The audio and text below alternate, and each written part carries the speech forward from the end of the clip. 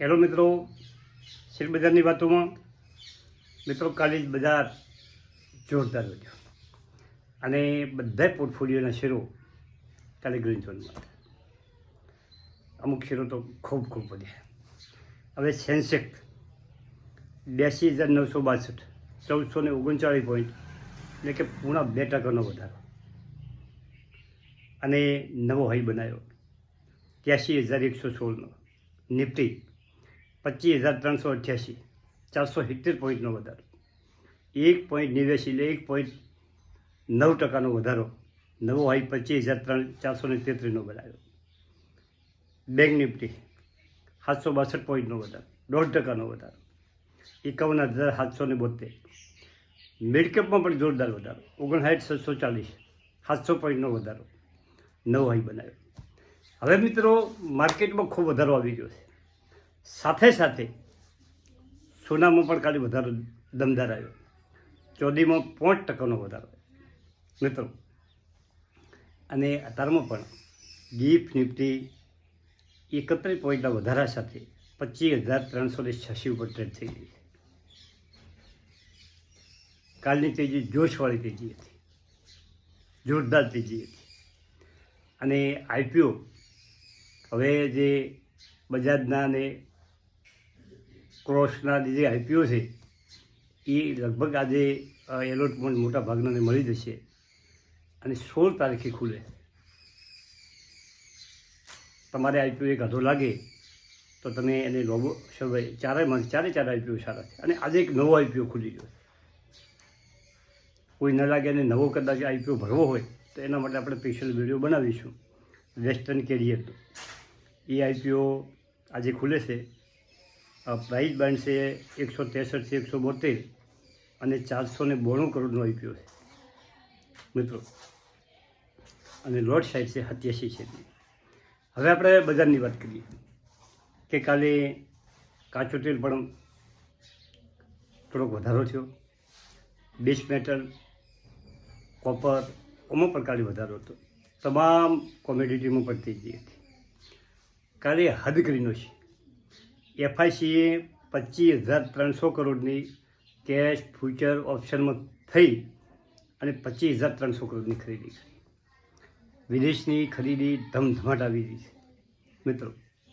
હવે બજારમાં સાવચેત રહી આટલા હાઈ બજારમાં તમારે રોકાણ કરવું કે નહીં એ સમજવા જેવું છે. પરંતુ કોઈ ઘટાડાવાળો શેર હોય, મજબૂત ફંડામેન્ટ હોય, સારું સેક્ટર હોય તો તમે શેર લઈ શકો છો. પણ સમજી વિચારીને પોઝિશન બનાવવાની.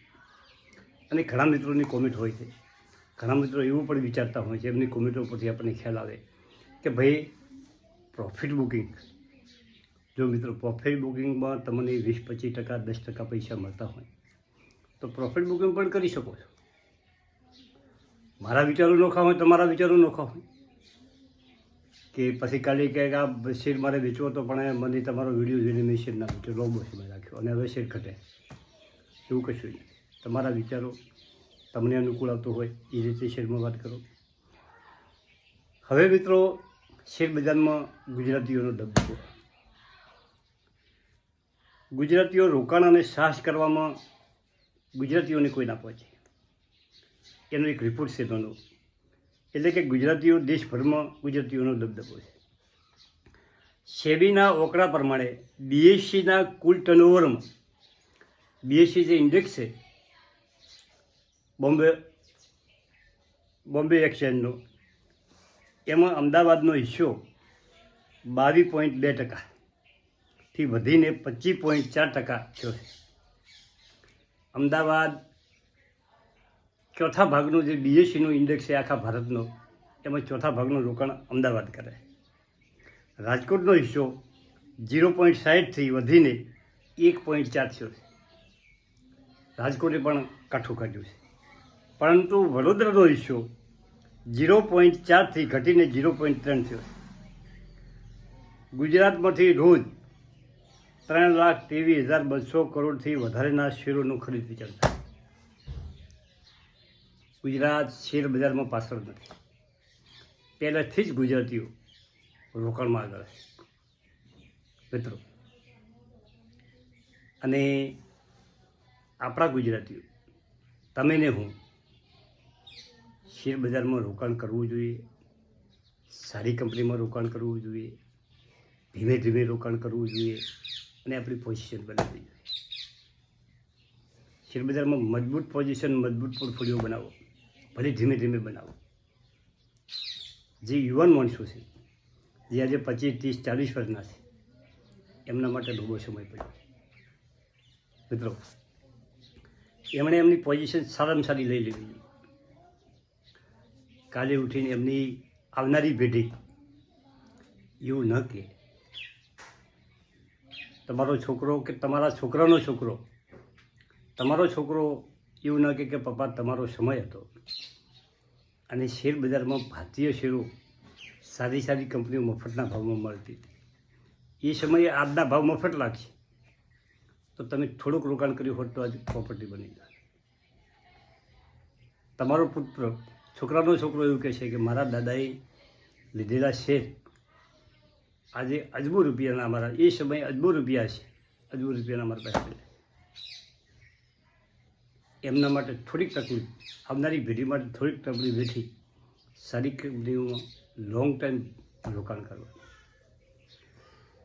હવે બીજો બજાજ ફાઇનાન્સનો જે શેર આઈપીઓ છે, એનાથી કદાચ એની સાથે સાથે જીઓ ફાઇનાન્સ પણ થોડું ચાલે. તો જીઓ ફાઇનાન્સ પણ ધીમે ધીમે પોઝિશન બની શકાય. જોરદાર કંપની છે, રિલાયન્સની કંપની છે, ગ્રુપ મોટું છે અને આવનારા 1 વર્ષ 2 વર્ષ પછી આ શેર આ કિંમતે એમ નહીં મળે. રિલાયન્સ જીઓ ફાઇનાન્સનો શેર આ કિંમતે નહીં મળે. તમને આ કંપની દર વર્ષે જીઓ ફાઇનાન્સ 10 થી 20% વધારાના દરે વધે જાય છે. ધીમો ધીમો વચ્ચે પણ જોરદાર કંપની છે. આ પણ તમે એમાં થોડી ઘણી ક્વોન્ટિટી બજારના ઘટાડા સાથે નોખી શકો છો અને થોડા ભેગા કરી શકો છો. આ પોર્ટફોલિયોમાં રાખવા માટે તો જે શેર આપણે કીધા છે એમાં ઓને પણ તમે એડ કરી શકો. તમારા વોટ લિસ્ટમાં જીઓ ફાઇનાન્સને પણ એડ કરી શકો મિત્રો. અને બજાજનો આઈપીઓ જો લાગી જાય તો તમારે બજાજના આઈપીઓને જો તમારે પ્રોફિટ બુકિંગ કરીને બીજે જે રોકાણ ન કરવું હોય અને તમારી ક્ષમતા સારી હોય તો તમે હોલ્ડ કરી શકો છો, લાંબા સમય રાખી શકો છો. મિત્રો, લાંબા સમયમાં જે પૈસા બને છે એ ટૂંકા સમયમાં બધા છે. તમે દરેકના વિડીયો સાંભળો કે 25-50 રૂપિયા કે 100 રૂપિયા વધારા સાથે જે નફો લેવાવાળા છે એ કંપનીને ભૂલી જોઈએ. ફરી વખત એ કંપનીમાં પાછા આવે કે ના આવે, પરંતુ સારી કંપની જો તમારા હાથમાં આવી જાય, સારી કંપની જો તમને મળી જાય અને લાંબા સમય તમે રોકાણ કરી શકો, એના એ શેર ઘટતો હોય, વધતો હોય, ઘટતો હોય, વધતો હોય, જો તમે વેચવા લેવા જશો તો બીજી વખત તમે એમાં એન્ટર નહીં થઈ શકો. મારા પોર્ટફોલિયોમાં પણ એવી 500 કંપનીઓ પડી છે કે હું એને દમદાર રાખવાનો. બીજી કંપનીઓ હું વેચું છું, લ્યો છું, એવું બધું કરું છું તમારા જેમ, પરંતુ જે મને ગમે છે કંપનીઓ, એ કંપનીઓ મેં હોલ્ડ કરી રાખી. હવે જે વેસ્ટર્ન કેરિયરનો આઈપીઓ છે એનો વિડીયો આપણે થોડાક કલાકો પછી મૂકી દઈએ. આજે આઈપીઓ ખુલે છે. પેલા 4 આઈપીઓ કોઈ ભર્યા હોય ને કદાચ કોઈ મને ના લાગે અને એ પૈસા છૂટા થાય તો આ આઈપીઓમાં પૈસા લગાવવા કે ના લગાવવા એના માટેનો આપણે વિડીયો બનાવવા છે. કેવી કંપની છે, કંપની શું કામ કરે છે, ભવિષ્યમાં એનો પ્લાન શું છે, શેરનું વેલ્યુએશન શું છે, આ બધી ચર્ચા આપણે વિડીયોમાં કરીશું. થેન્ક યુ, આભાર.